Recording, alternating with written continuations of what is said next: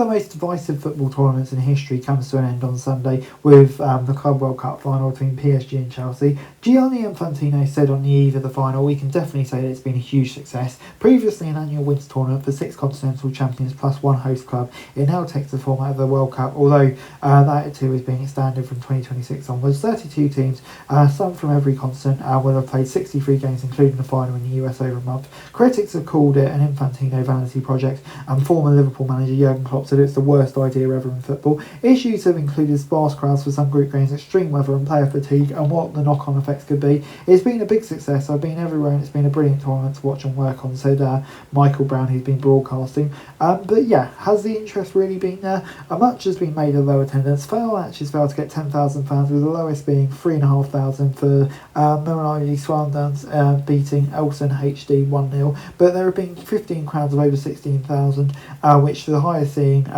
PSG's 4-0 win over Atletico Madrid over 80,000. Much of the high attendances were at games involving PSG or Real Madrid, and the majority of knockout games well attended. The average attendance of 38,369 is below any of the World Cup since Chile 1962. Reasons given for low attendances were kind of time, days, ticket prices, weather concerns, and then also concerns about immigration raiding games. The decisive question is, do the fans like it or not, said Arsene Wenger. "We believe the attendances were rejected as low, and in reality they were higher. The answer's there. A dynamic pricing structure, which is common in US sports, has been used regularly. Tickets for Chelsea semi-final against Fluminense reportedly dropped from £350 to £10. Tickets for their quarter-final against Palmeiras ended up being £8 when they were £250 when they went on sale. From that point of view, it's been positive.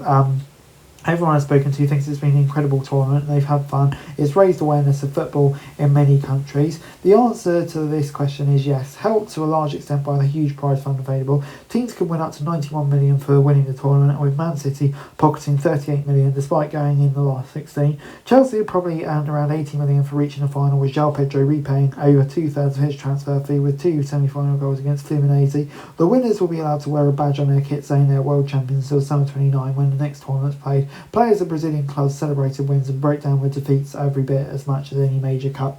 As the tournament won, European teams were determined to win it too. "We had a lot of ambition to win it," said Bernardo Silva, and said his elimination did hurt. "If you make inquiries to all the clubs, then they would 100% want to win it," said Arsene Wenger.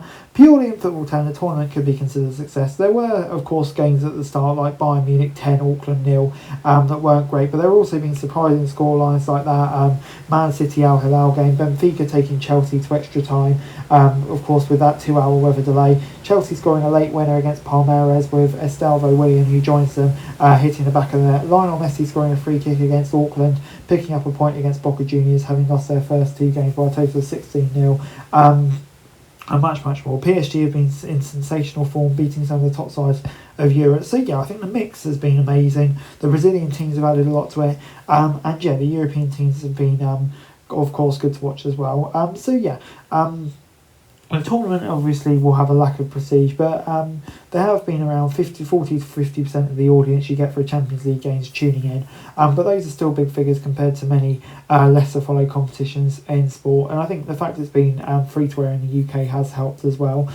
Chelsea v LA was watched by 1.6 million, and Real Madrid versus Al Hilal 1.1 million. In Saudi Arabia, more than 1.5 million people watched their win over Man City, despite it kicking off at 4 a.m. And you know, that would be a result that could inspire football fans around the world. But yeah, I think one of the things that will be really a hot topic over the next coming seasons, if we see players involved suffering injuries over the next season due to a lack of break. That's been something that has been seen as a concern, and we saw it in the tournament with Musiala suffering a bad injury. The tournament had a few quirks to it, but I thought the likes of Michael Buffer half-time show I'm not so sure about. But VAR decisions have been shown in the stadium and ref cams. I think that will work quite well, but maybe let's leave some of the American stuff out of it, I would say. Anyway guys, that's it for this video. Thanks very much for watching. Remember to like, share, subscribe, follow us on our socials, link in the description below for daily football news, meme and content. Subscribe to our other channels on screen right now, that'd be greatly appreciated. Thanks very much for watching.